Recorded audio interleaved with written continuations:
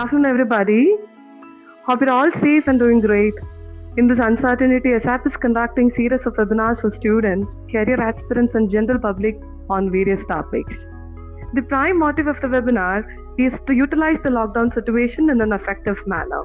As our tagline suggests, unlock a skill in this lockdown. So today, we have gathered here to attend the session from Mr. Vaideeswaran Sankaran on the topic Career Opportunity in Environmental Sustainability.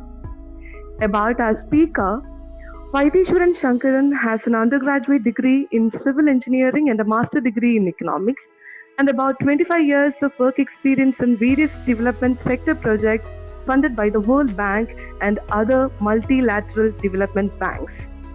He has addressed a range of environmental and climate change issues that cover different sectors, including urban development, disaster management, transport, energy, health, and rural development. Over to you, sir.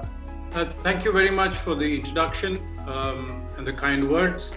It's a pleasure to be here with you today and the group listening to this webinar. It is a topic that is very close to my heart, and I would very much thank the organizers for giving me the opportunity for sharing my views and perspectives on this subject. Am I audible? Is it okay to carry on? Yes, sir. All right. So the topic for the day is grabbing a career opportunity, a win-win opportunity in environmental sustainability. I'll probably speak for about 15-20 minutes on the topic, and then I'll invite questions from the participants, and the technical team has made arrangements to collect your questions and air them to me, and I'll respond to those questions. At the outset, I would like to state that I do better in terms of responding to questions than giving monologues. So I would urge you to raise all your questions, as many as possible, and try as much as I can during the course of this webinar to answer them. Now, over to the topic. In terms of what do I mean by environment sustainability? What do I mean by a career in environment sustainability?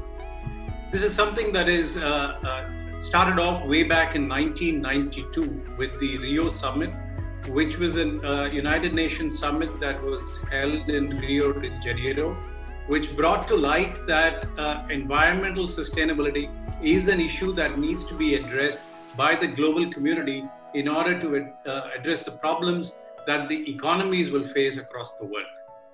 Between 1992 and today, there have been ever so many initiatives in the field of environment sustainability, and I will speak about some of them today. Now, what is environment sustainability?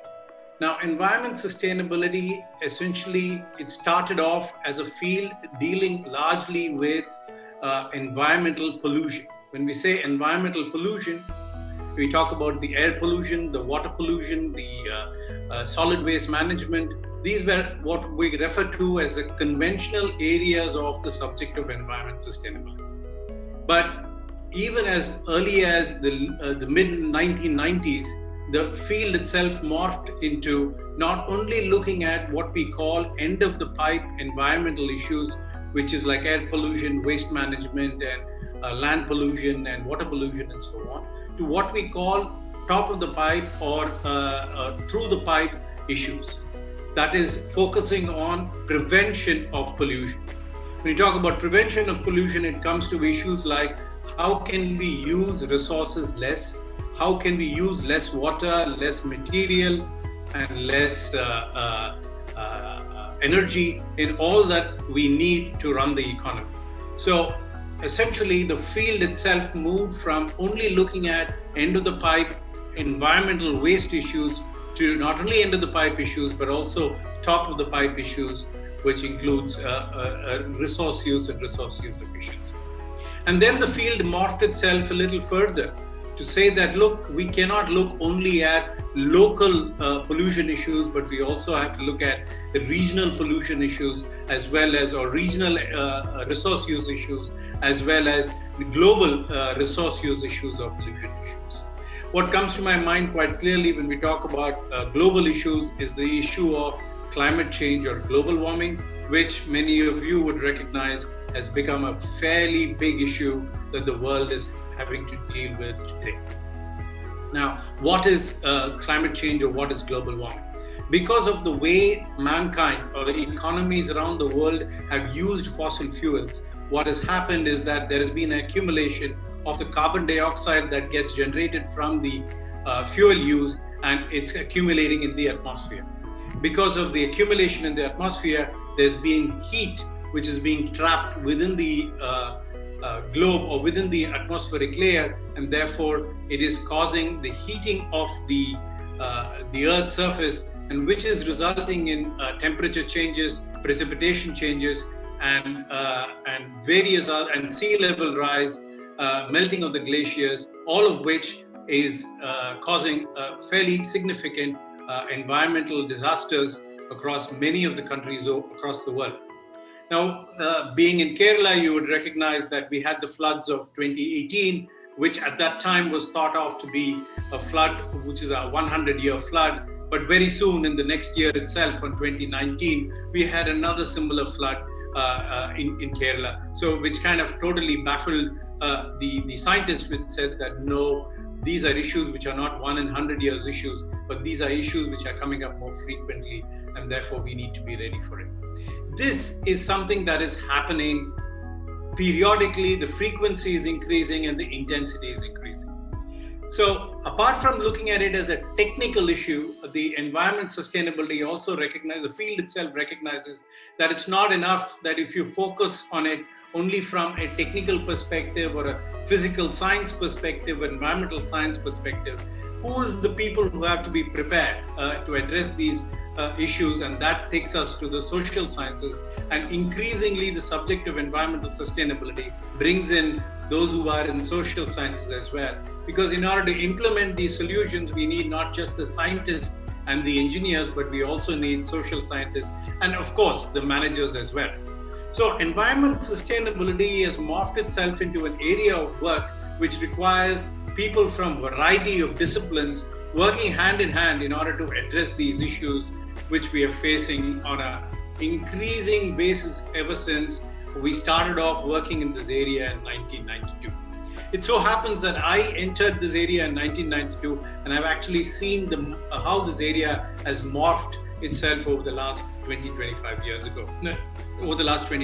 years.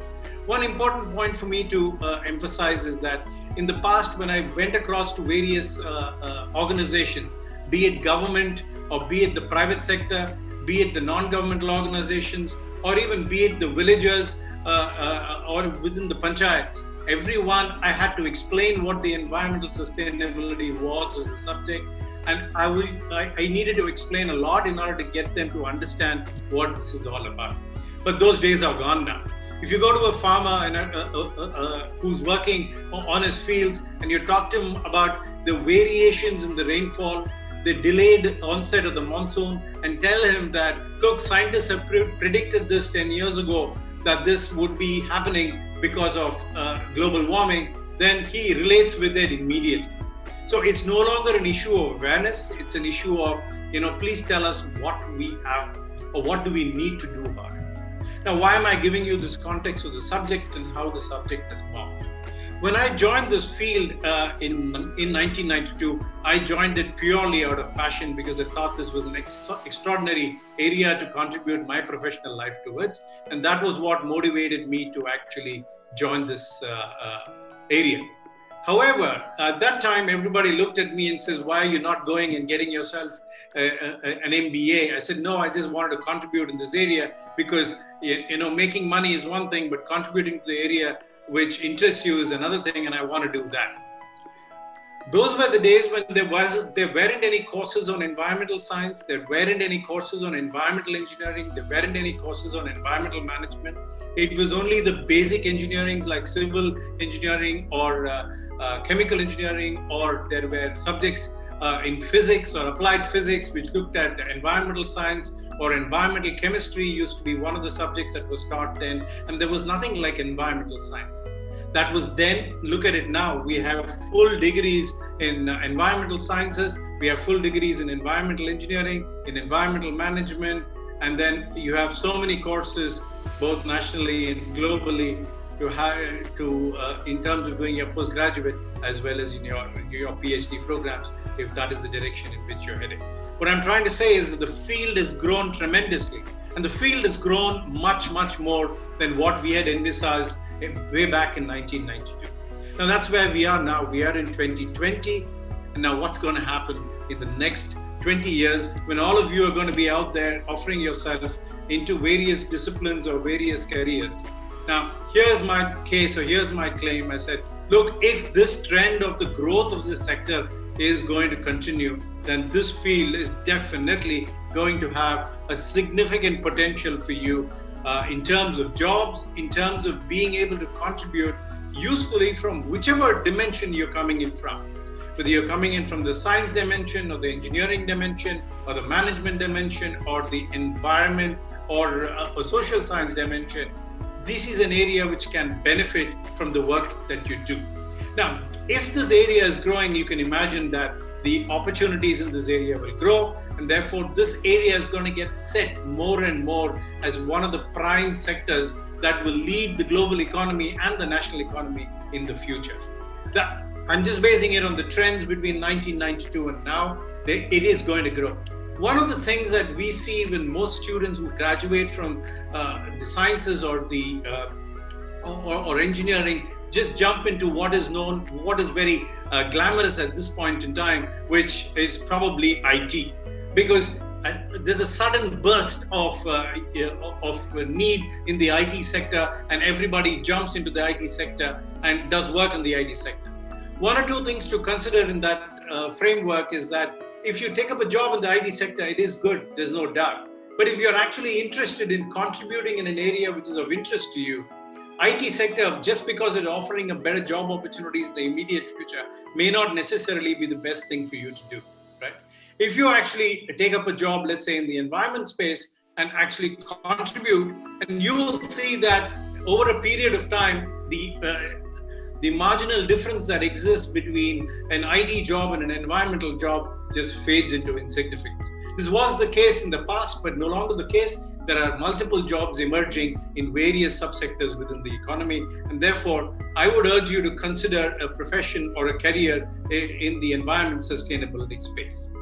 Now let me look at various sectors that exist. I have had a chance to actually work in a variety of sectors, and I'll give you an idea as to where you could actually look for when you're looking for jobs.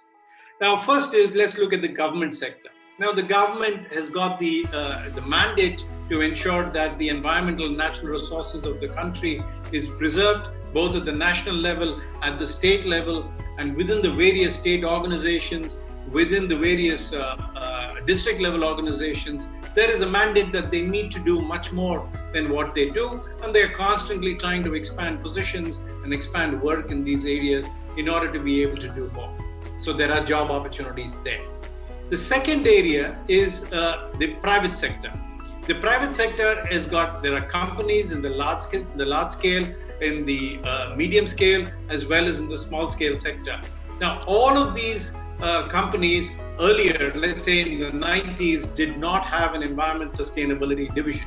Now you have an environment sustainability division, one at the corporate office, one at every plant, and one in the supply chain, essentially to coordinate the various supply chain activities. The same is the case with the medium scale sector as well, and also within the small scale sector, though they don't have enough resources to be able to employ one environmental or environment sustainability person in one of their units, they collectively outsource it to various organizations who will provide them the various support services that are required in order to manage their environment properly. When I say manage the environment properly, I must repeat that what these companies and the government expects you to do as an environment professional is to ensure that you keep them up to date as to what is that you need to do in terms of addressing the pollution issues. What is that you need to do in order to help them reduce the resources that you're using, whether that's material or it's energy or water, all of which are increasingly scarce today. And of course, what is that they need to do in order to address the issues of global issues such as climate change. When you have a climate-induced disaster like we had in 2018 and 2019, how should we be prepared? And that's what you as an environment sustainability professional have to advise the government as well as the private sector in order to be able to help them deal with these issues. And then the third sector, the civil society sector, as I broadly call it, is the non-governmental organizations. Non-governmental organizations in India is very large. The reason that they are very large is that we have a large population in a large country with a very diversified country with variety of cultures, variety of languages. And it's not always possible for the government to be able to address all the needs of all the population. And therefore, they have figured that there are gaps. And that's why the civil society organizations or non-governmental organizations have really mushroomed in this country. And therefore, they become a fairly important sector for development support. For instance, in the non-governmental sectors, you have leading non-governmental organizations like the Energy Research Institute, the World Resource Institute, the MS Swaminathan Research Foundation, all of which are organizations which are very well established, and they are as good or even bigger than the medium-scale corporations in terms of providing the required support in terms of the various works that are required to be done in the context of environment sustainability. So these organizations also offer opportunities in order to be able to service the environmental sustainability needs of the country.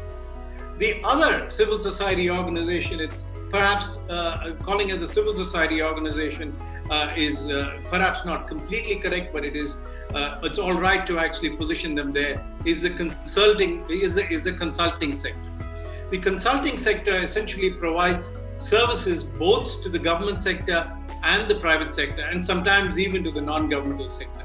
The consulting sector is constantly growing because as I mentioned, many of the small and medium enterprises, given that they're too small to have their own environment sustainability function in-house, they choose to have it through a consulting firm which provides the various services that they need.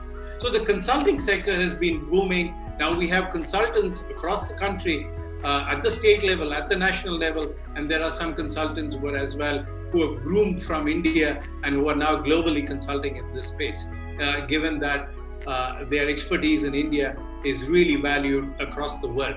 So what I'm trying to say is that the profession, the careers in the environment sustainability seems to have openings across the government, the private sector, and civil society, whether it's the NGOs or it's the consulting fraternity.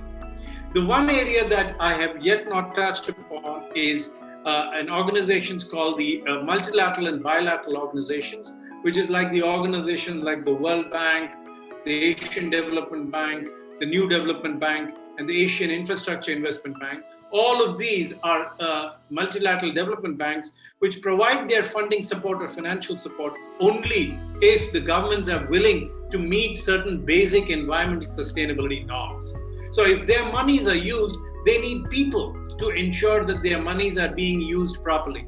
And therefore, they have a whole battery of support staff who ensure that all the environmental sustainability aspects are being met in the various projects that they fund. The same is the case with bilateral institutions.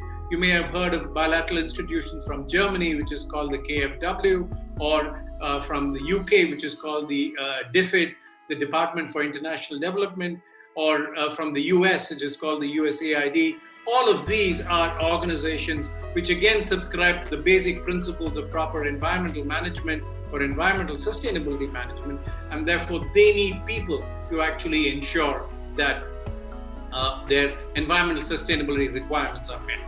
So all in all, I just would like to say that in terms of the opportunities, in 1992, you needed only passion to be in this field. And many of us who got into this field were very passionate and wanted to contribute at all costs.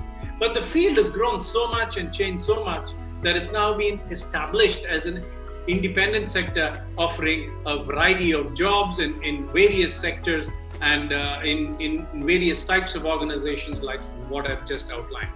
Now, I'd like to end here because I've reached the 20-minute mark, but by saying that, why did I call it a win-win opportunity?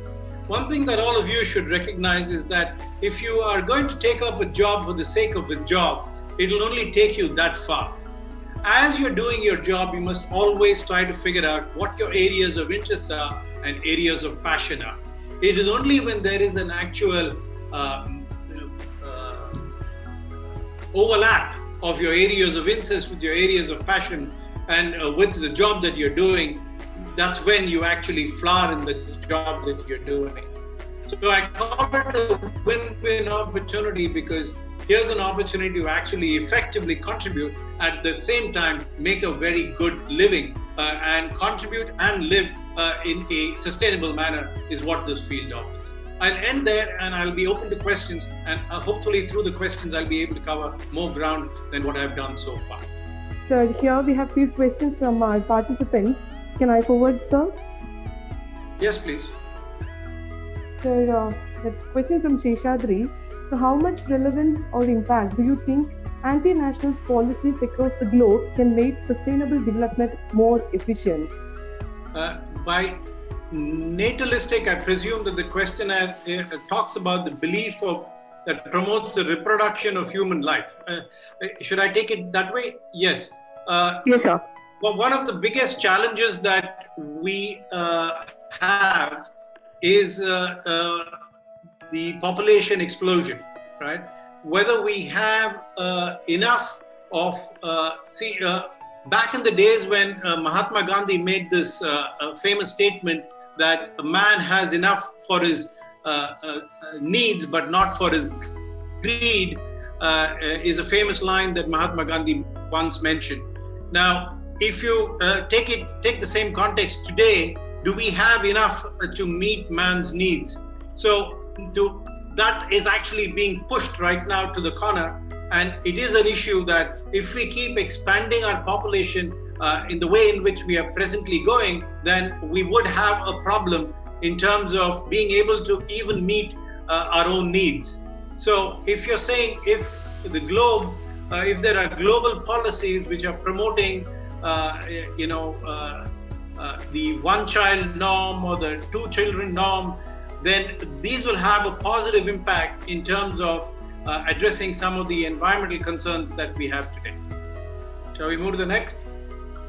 Sir, Akshay, who's a computer science engineering student, is asking how it will be beneficial for him to study environmental studies. Okay, I would strongly urge you to consider it, because the field of environment is in the throes of change. So one of the things that we are now looking at is using data analytics in environmental management.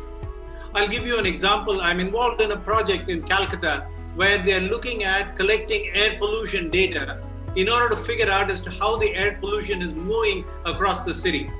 Now, once they collect the data, they run models to figure out how the air pollution will move in the future, and they do predictive models in that context. So in order to do these predictive models in this context, you need IT support. So if you are a computer engineer trained in, let's say, data analytics, then you would be more than welcome to actually contribute in the environment space. One of the things that I'll take this opportunity to emphasize is that it's more important, it is important to have people working in environmental sustainability as their full job or commit all their time to it. But it's also important for people who are who are working in the other disciplines to be actually environmentally responsible. So even if you're a computer engineer and if you've got multiple areas of work, I would strongly urge you to make environmental sustainability as one of the areas of work that you indulge in. And I can guarantee you that the level of satisfaction that you will get in working on environment sustainability areas will be probably compete or even be higher than the other areas that you are working in. There is a website, I think it's called Katre, which is essentially means air in Tamil. So it talks about using data analytics in the environment space. You might like to take a look at that. Sir, another question is from Ronnie M. Roy, and he's asking what all things he needs to do for pursue his career in environmental sustainability. Great. Now, I don't know what your undergraduate degree is in. And if you're a postgraduate, I don't know what your postgraduate degree is in. So there are certain areas that you may have got exposed to during your undergraduate and postgraduate degrees. Now, unfortunately, the subject of environment sustainability is a highly integrated one. So your learning does not stop with what you do in college and in your undergrad and your postgrad.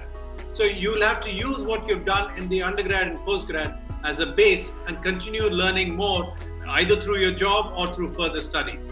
Now, it depends on where you want to contribute as well. Suppose you want to contribute in the urban space. For instance, if you want to work on improving the urban development, then you might need to have a first degree in sciences and a second degree in, say, planning, in a school of planning and architecture. Whereas if you want to work in a non-governmental organization addressing environmental issues, you should need to have a first degree in the social sciences and maybe a postgraduate degree in IRMA or one of the rural management organizations in order to groom yourself with the attitude that's required for working in a non-governmental organization. But my important point is there is something for everybody in this space. So based on what you're interested in or based on what you've got into because of various reasons in your undergrad and postgrad, you can explore what is that you can do in the environment sustainability space. What could be the opportunities for a startup in environment or in environmental entrepreneurship? Yes, one of the things that which is turning out to be a focus area for in startups is energy and environment, where they're looking at multiple new products that come up which addresses the goal of solar or solar PV. Just about 10 years ago, the use of solar PV in this country was fairly minimal. Now you can see that it's essentially grown. So it started with a startup and now it's actually grown to be a full-fledged industry. So what next? One of the areas I've already mentioned is the environmental data analytics, which is likely to become one of the areas of the future. And the other is in terms of using drones for environmental management. That's another area which is picking up in terms of collecting data and collecting and then the third area which is coming up, which in terms of using startup approaches, is how do you do local solutions and how do you generate revenue in local solutions and then use these local solutions to network with other localities and have a distributed network of local solutions. And now the question is from Nandini S. Prabhu. How do policies followed by developed countries regards to economy and environment affect the rest of the world? How to counter environmental problems with regard to these policies? Yeah. In the past, let's say about 10-15 years ago, let's say the government of India, we used a lot of the policies which are developed in the developed world and then tweak them to make it what is relevant for India. But those days have changed because now we recognize that the problems and the challenges faced in this country are such that many of these have not even been encountered in the developed world. So no longer are the government policy makers taking policy as it is from the developed world and using it in the developing world. They use it as a reference to see what needs to be done and then start addressing it in a bottoms-up manner as to what needs to be done in the Indian context. So the issue of copy-pasting policies from the developed world to the developing world is really a thing of the past. There are certain policies which are global policies which tend to be applicable in the Indian context as well. And there is a way in which we are addressing this. Let's take, for instance, climate change. Climate change is a global problem and the government of India has signed up to the treaty to say that we will address the global climate change problem. And then they submit what are called nationally determined contributions, which are called NDCs, which are very national in their approach. We see what is that we need both for our development as well as for the environment, and then draw the thin line between the two and identify all the various things that we would do in order to meet the NDCs.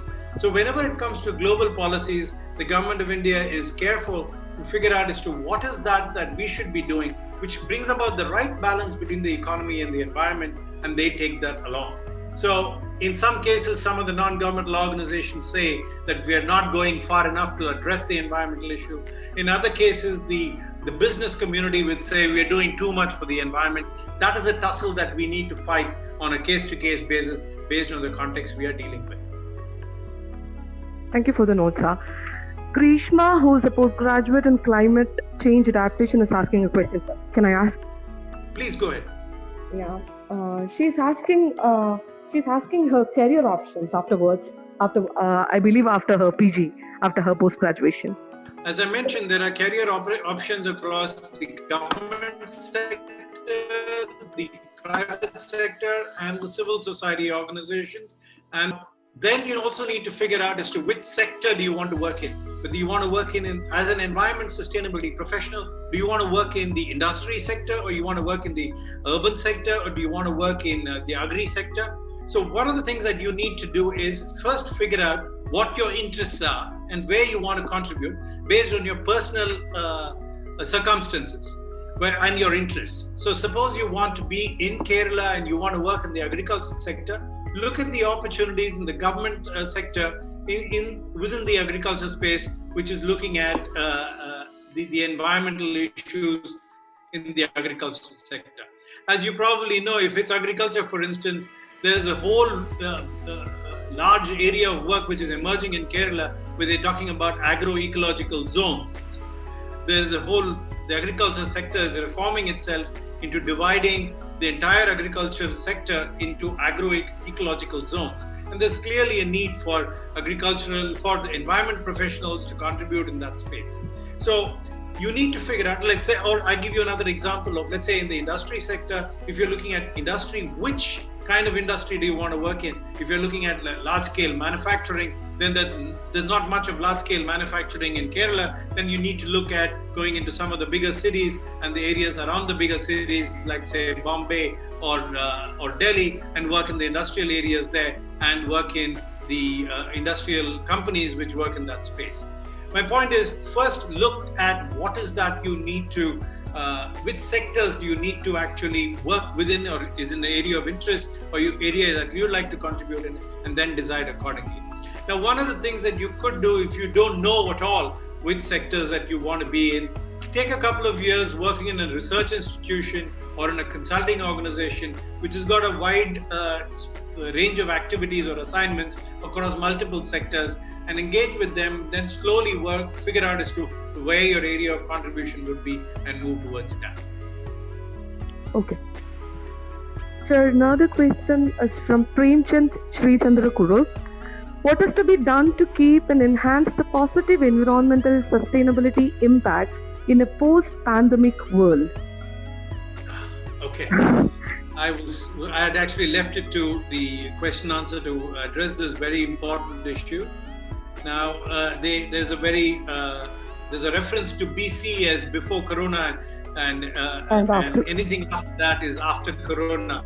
So we are right now in the middle of what is unprecedented pandemic, and one of the things that we, in working with various multilateral development banks and the government, are very aggressively doing is putting together what are called COVID recovery, economic recovery plans. Right? Now, there are three elements to these plans that are relevant in the context of environment sustainability. One is, it's clear that the government needs more resources, financial resources, in order to bring about the economic recovery that will be required of it. And one of the things that we are looking at is to figure out how we can raise these resources in order to help governments across the world to address the economic recovery issue.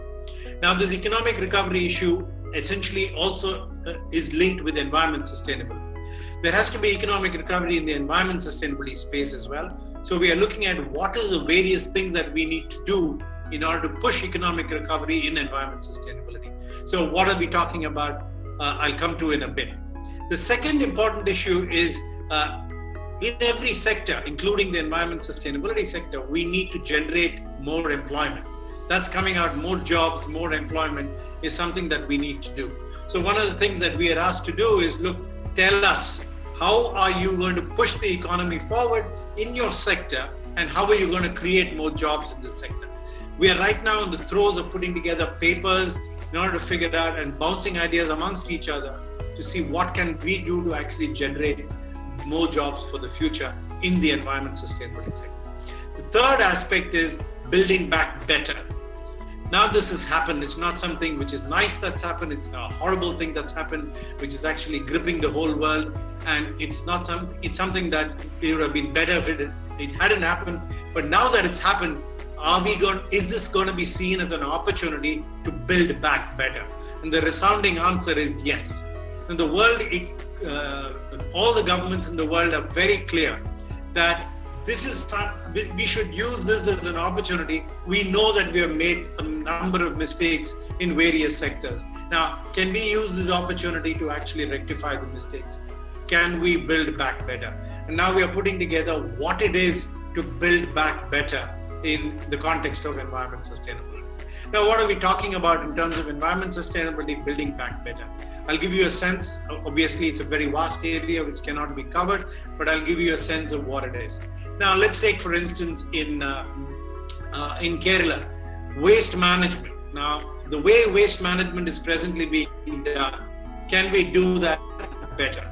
Is it something, can we invest more resources in doing it better?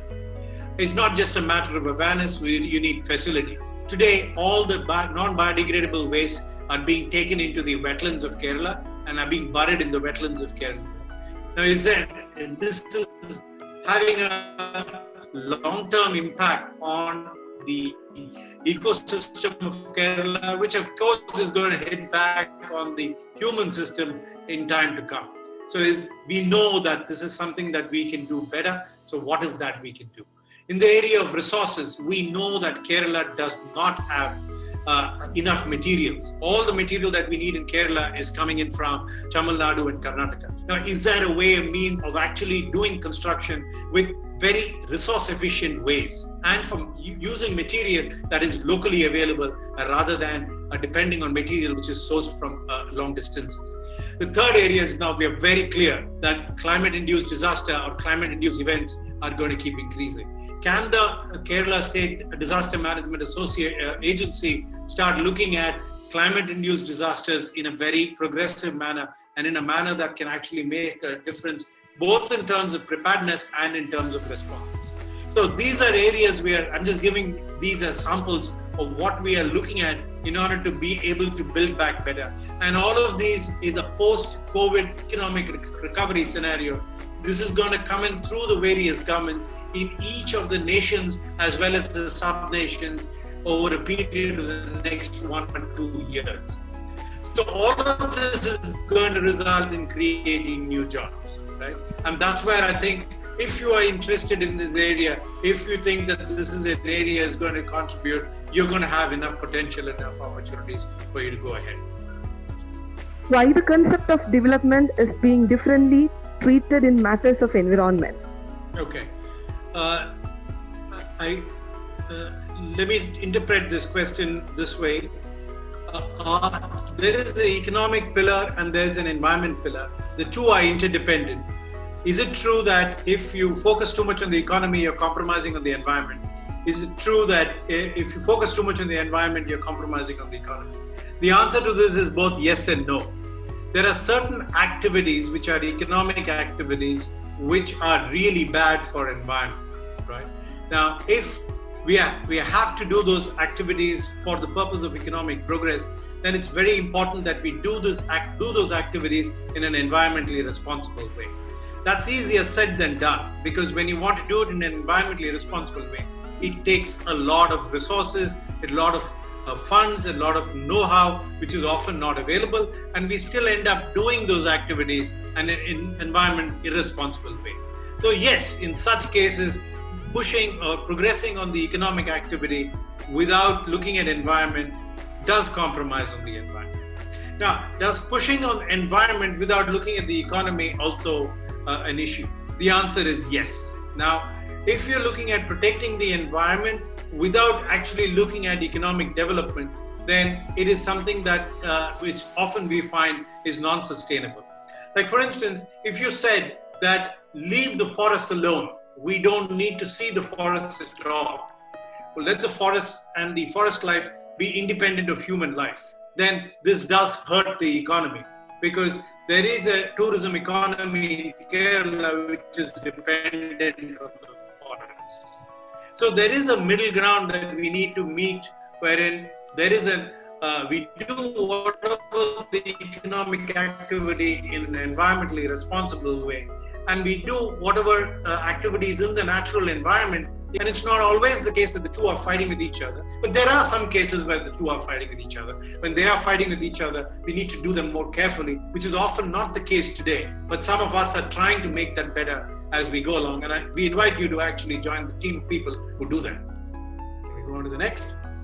Sir, this is an interesting question from Indu S. Kumar. Sir, reports and studies show that all sort of pollution has significantly went down in this lockdown period. Do you advise that worldwide, every year, we should follow a lockdown policy for a few days to make world a better place? Absolutely, good question. Yeah, this is something, as you can imagine, we have been deliberating on. Now, just for the benefit of everybody, let me just elucidate as to what the benefits have been. There have been two big benefits. One big benefit, in environmental economics, we call these are externalities. These are externalities because they are not intended consequences, but these are unintended consequences. The externalities can be either positive or negative. In this case, the COVID virus has created a positive environmental externality, which is particularly of two kinds, which is being discussed around the world. The first one is it's reduced air pollution, particularly over cities. So those of us who live in cities can now look up at the sky and actually see the sky, and we don't need to see a cloud of smoke, and that's a big positive environmental externality. The second environmental externality is we are burning that much less fuel, right? And because we are burning that much less fuel, the greenhouse gas emission, which gets entrapped in the atmosphere and contributes to the global warming and climate change problem, has significantly reduced. Now, but one important thing to recognize that these are temporary gains, because this is a world where humans and animals and bird life and ecological life have to coexist. Now, therefore, we recognize fully well, unfortunately, post-Renaissance, we live in a world which is human-centric, and in the foreseeable future, we do not see a world which is a non-human centric, and therefore we have to reckon with this world. Now, the interesting question there is, do we have to adopt this lockdown kind of approach in terms of addressing the environmental sustainability goals? Now, one of the things that we are discussing internally is that, unfortunately, these environmental sustainability goals that are being met incidentally because of COVID are very short term, in fact, medium term, very temporary in nature.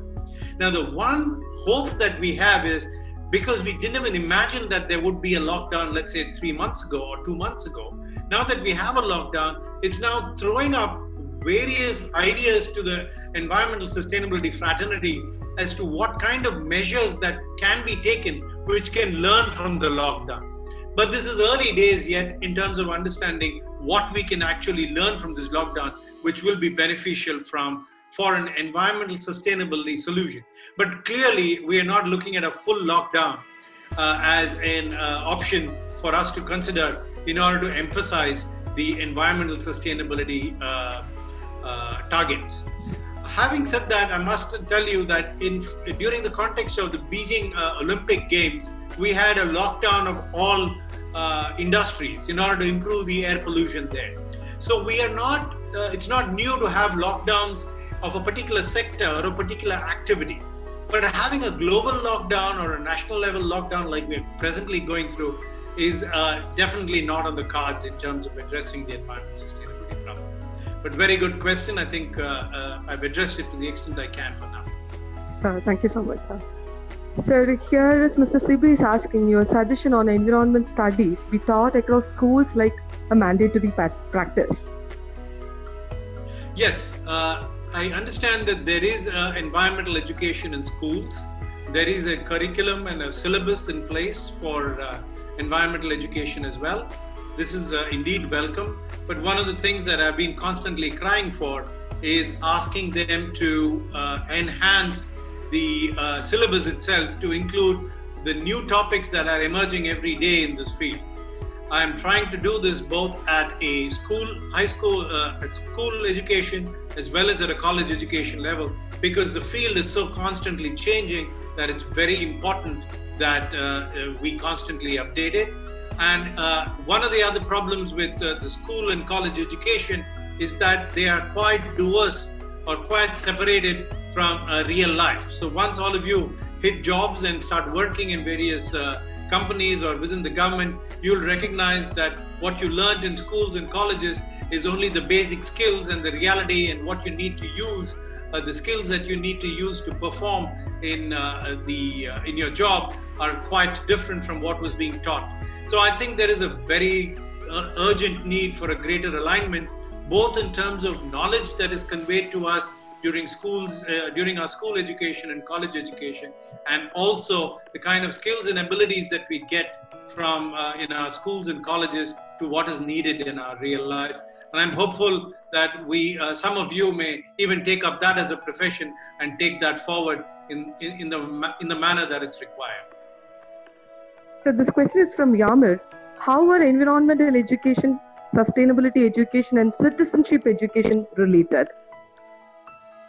Yeah, environmental education, as I mentioned, the subject area, if you can look at the subject of environment sustainability as having environment, social dimensions, management dimensions, all of that is a part of environment sustainability.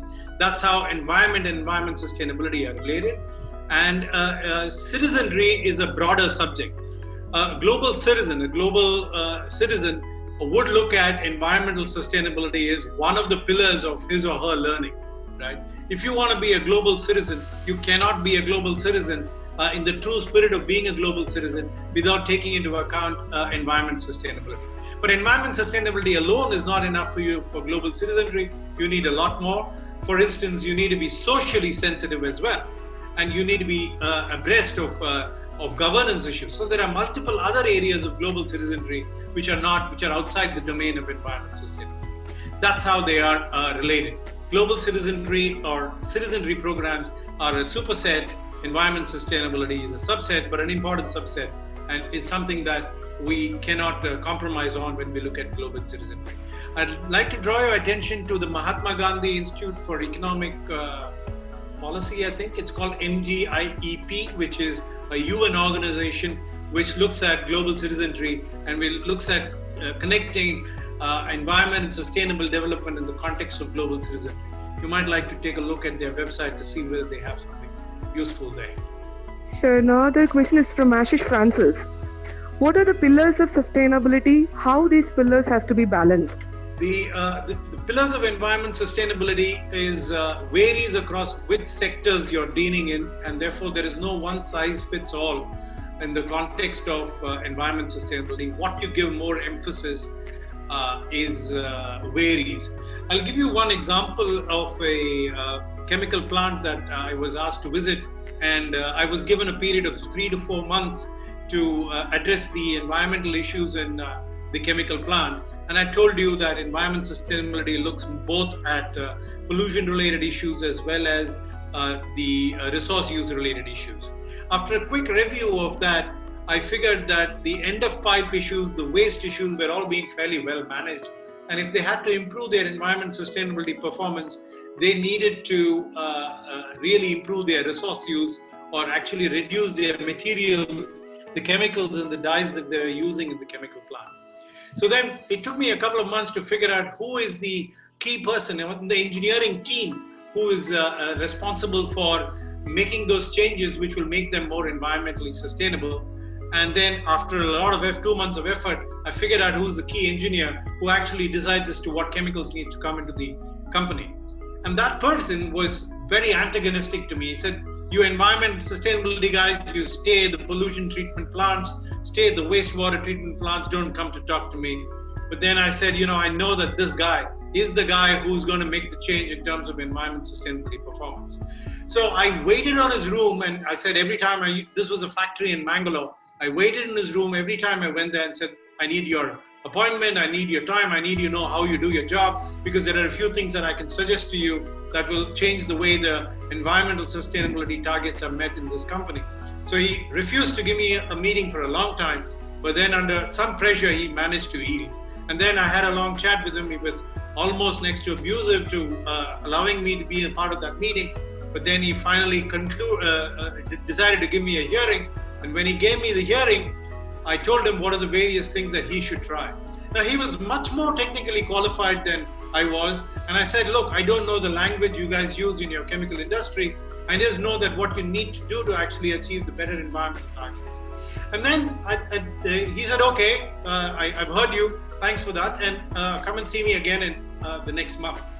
And the next month when I went back to him, he was at the gate to receive me. And I was very visibly surprised. I said, why is this guy? Is he going to throw me out at the gate itself? And then it turned out that he was actually inviting me to the boardroom. And then he said, if you had not pushed yourself and had a meeting with me, this plant would have continued to function with heavy use of resources that it need not have used. And therefore, the whole plant's approach to environment sustainability changed. It was not end of the pipe in terms of looking at waste. It was top of the pipe where a chemical engineer made the biggest difference that the plant needed to have at that point in time. So if you ask me as to which is where should I put my priorities on in that plant I chose to put the priorities on resource use. But it's very contextual. It's not something that one can say out of context. This is where you need to put priority, and this is where you don't need to put priority. You need to see it on a case-to-case basis. In some cases, a labor union leader has to be convinced on this. And therefore, you don't need engineering skills or technical skills. You need social skills to actually make your labor union leader understand the importance of these. And that would be priority. So what becomes a priority in each case changes with the context that you're dealing with. And that's the unfortunate reality. So as you go into this field, you'll recognize that as you progress in your work, through your working experience, you will get a handle on how to actually identify which is a priority area and then give your focus on the priority area. How much ever I had worked on in that particular chemical plant in trying to address the waste treatment processes would not have yielded the required results. In order to get the required results, I needed to have intervened with the resource use guy, the chemical engineer of the plant. Or in another case, as I mentioned, with the labor union leader. Sometimes talking to the labor union leader, you may not have the qualifications to do this because they require different skills to manage and you need the appropriate skills. And in cases like that, what we do is that we take people who have the expertise to talk along with us in order to bring about that change. So I gave you a couple of examples, but the point is it's too contextual, so no one size fits all. Somebody was asking about is there any short-term skill development program so that any engineering graduates can pursue their career in environmental sustainability? Yes, this is something that you should necessarily pursue. Today, we are not dependent on courses only within India. There are courses globally, and these are available free. So what I'd strongly urge you to do is to look up Coursera and Udemy and look for courses that suit what your background is and pursue some of those courses. Now, how does that help? So when you actually apply to an organization for a job, tell them that you've done the Coursera course and if required, even get a certificate from Coursera saying that you've done these courses. Once you get those certificates, that enables you to actually handle your interviews and build your capacity to be able to handle those jobs better. I, for one, in spite of having so many years of work experience, constantly engage in Coursera courses or Udemy courses in order to keep myself up to date. Because I grew up over the last 25 years in this field, but what was relevant then is changed quite a bit to what is relevant now. And I need to keep myself abreast. So I constantly use Coursera. That's one way of doing this. The second way of doing this is again some opportunity that COVID has brought up. Every organization is going online, given that the challenges of actually face-to-face training is coming down. Please look forward to university courses. The Energy Research Institute is one, the Energy Research Institute is one, TERI, which is looking at doing online courses. Every non-governmental organization working in the environment space is trying to put together online courses. You will hear a lot about them, I would think, in the framework between July and September, in order to be able to grab people's attention on whatever work they have done. They want to package it and make it available to a wider public.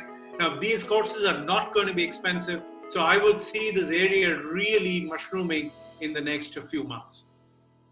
Somebody was also asking about the scope for environmental sustainability jobs in the vehicle sector. Oh yes, the mobility sector is a very, very important aspect, because that's something that is really going to reduce the urban air pollution.